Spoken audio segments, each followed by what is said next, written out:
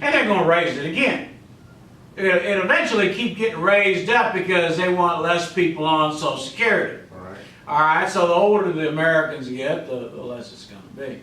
Anyway, back to our story. So Joseph, a couple of years go by. The king's so impressed, he says, hey, you can have one of my daughters as married. Now, the daughters were considered goddesses by the Egyptians. They were considered gods. Pharaoh was considered a god to his people. And so he tells them, you can have one of my most beautiful daughters here, because they were all beautiful people.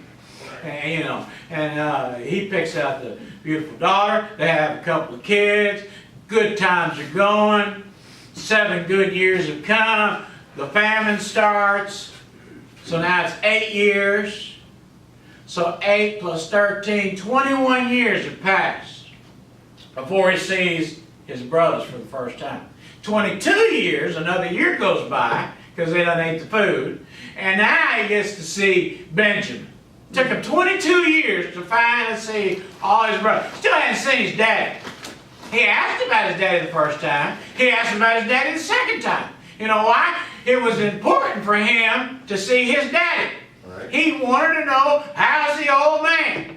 I want to know about your daddy. How's he doing? How's his health?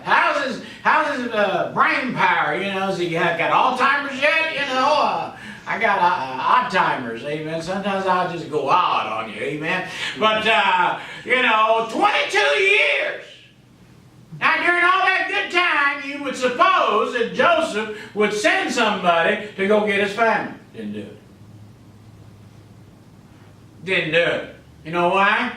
Same way God was waiting on the prodigal. The prodigal son takes off, goes lives out there in the hog pen.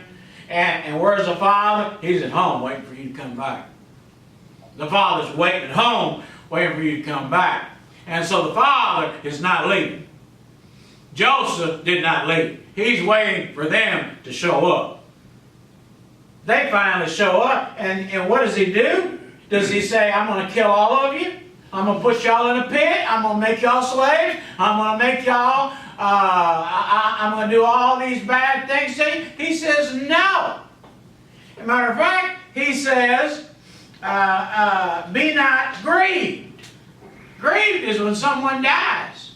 He said, don't be grieved or angry. Don't get angry with yourself. Why? Well, here's our brother in charge of everything. And, you know, we had to get right about it. And you know, so Joseph is telling his brothers, listen, everything's going to be all right. Everything's beautiful, man. I'm in charge. I'm the second man in charge of Egypt.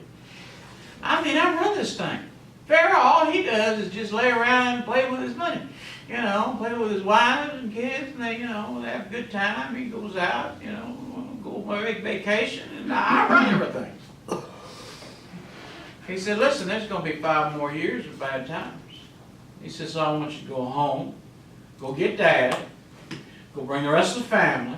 I'm going to give you wagons, I'm going to give you supplies, stay on the road, and go get Dad. Now, 22 years have passed by. And 10 brothers have to tell their daddy, we lied. For 22 years, every year on Joseph's day of death, we had to come to you and comfort you because you remembered the day that your son died. And for 22 years, we grieved with you and say, oh, I'm so sorry, Dad, you know that you lost your son. 22 years! And now you got to get right by it. You know, there's some things that are hard to get right by. Right. But you know, if you want to stay with God, you better get right. You might as well just say, hey, I screwed up, I did it, amen. For 22 years, I've been out there, I've been lying to my father for 22 years straight. That's why Joseph had to tell them. Man, them people thinking, man, God was in all this. We already knew about it. I mean, he told us we were going to bow down to him. And instead, we wanted to kill him. He said, I can't believe we wanted to kill him. And this same man doesn't want to kill us. All right. Matter of fact, he's crying. He's weeping. He told all the Egyptians to leave. And he's crying like a baby because he sees his brothers, and he sees Benjamin, and he's weeping and crying, and he's rejoicing that he finally gets to tell them who he finally is. He didn't tell them the first time. He told them the second time. Now the other brother had to stay in prison for a year. I guess Joseph, you know, he has mercy, but sometimes you may have to go to, you know, stay in prison for a little while, do your time. Amen. You get way out there, you may, it's a little bit further back, amen, coming back than it was going out. Because every day you kept going further and further and further away from God. So it's a long way back. And now you got to apologize to Dad and say, we were stinking liars. We took his good coat. We stole it from your favorite son. We cut it up and we dipped it in blood and pretended he was dead. And we're sorry, Dad. You know what Dad said? I can't believe my boy's in charge of Egypt. I'm going to go see him. We start chapter 46. And Israel took his journey, all that he had, and came to Beersheba, offered sacrifice unto God of his father Isaac. God spake unto Israel in the vision of the night, said, Jacob, Jacob, twice. You know why? He wants to make sure he gets his attention. Anytime you see the name repeated twice, that's always God trying to get your attention. You'll see it again when Israel was fixing, not Israel, which one was it before? The God of Abraham. Abraham. When Abraham took his boy up there, he said, Abraham, Abraham, twice. Why? He was in the zone. He was fixing to kill his own boy. Sacrifice him on the wood. And he had to get him out of the zone. Amen. So he had to call his name twice. That means God's really trying to get a hold of you. Trying to tell you something. There's some nappers right there. Amen. Amen. And so he's telling him. And he said, here I am. He said, I am God, the God of thy father. Fear not to go down into Egypt, for I will make thee a great nation. He said, I'm going to make you a nation. Now, we'll get a little later down there. It's going to tell you how many. I will go down with thee into Egypt. I will surely bring thee up again. I'm going to bring you out of Egypt. And Joseph shall put his hand upon thine eye. What does that mean? That means you're going to die in Egypt. And your son's going to bury you. And he's going to put his hands on your eyes eventually. But there'll be some good times. You ain't going to die right away. But eventually, when you die, you will die in Egypt. And remember, he's a known man already. He knows death is, just a few years down the road. I'm 58. If I make it to 78 or 88, I don't know how long that is. My kids keep saying, well, you'll be an old man. You'll be 88. I don't know. I could die at 68. I may have 10 years left. I could die by 60. Have 2 years left. I don't know when I'm going to die. I can tell you this, it's coming sooner or later, amen. Unless the Lord Jesus shows up, I'm out of here, amen.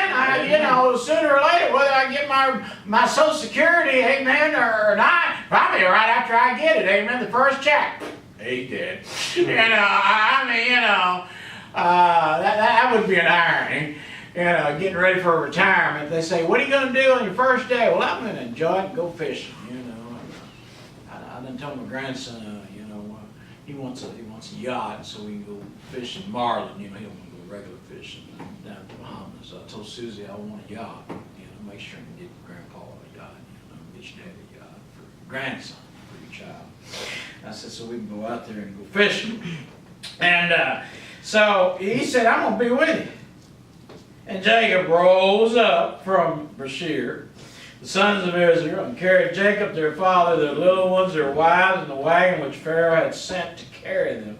They took everything, cattle, goods, everything into the land, all the seeds they had. Now, from those verses, it talks about all the children and the names of the children and everything else. And you get to verse 26, And it talks about, and all the souls that came to Jacob into Egypt, which came out of the loins besides Jacob's son's wife, all the souls were 66.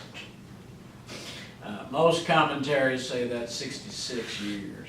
Some say 86 years. I don't know. All I can tell you is it was not in the thousands. It was a small amount. Amen. It's a small amount. 88, 66, 66, 88, whatever. Pick a number, whichever number you want to look at. 86 or 66, whichever one you want. Really don't make a difference. It ain't gonna be that big of a difference. 20 people. Amen. Amen. The Bible says heaven is a road, it's straight and narrow, and few there be that find it. You know what that means? Few. Amen. If this church was completely packed, I'd be completely out of the will of God. Amen. You say, why? Because there's not few. Amen. There's not few in here. Amen. Now you say, would you like a church with a couple of hundred people? Well, yeah, I would love it. Amen. But I would want to make sure they're all going to heaven. Amen. I don't want to preach to a bunch of lost people, amen, unless they get saved. Amen. Born again, ready to go to heaven. I mean, can you imagine you get to heaven and you go to before God and you go, I listened to the old man, and the old man preached to me every Sunday, and every Sunday I was there, and yet I still decided I didn't want to get born again, and so I decided I wanted to go to hell. I just made up my mind because I was too ashamed, or, I didn't want to, I already told everybody I was saved, so, I certainly didn't want to, make myself a fool. What, 22 years? And now you have to apologize to Dad?